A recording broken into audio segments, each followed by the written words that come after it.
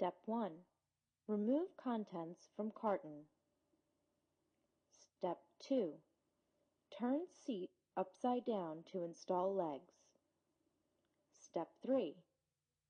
Each leg is numbered to match the number on the seat. Step 4. Depress push pins on the leg and slide into bath bench. Step 5. Repeat for all legs. Step 6. Insert seat bracket by depressing push pins and sliding back brackets into seat. Step 7. Turn bath seat on its legs. Step 8. Insert back support into back brackets by depressing push pins and sliding into the back brackets. Step 9. Adjust seat height by depressing bottom push pin. Turn and slide tube to the desired height and allow the push pin to pop out of the adjustment hole. Repeat for all legs.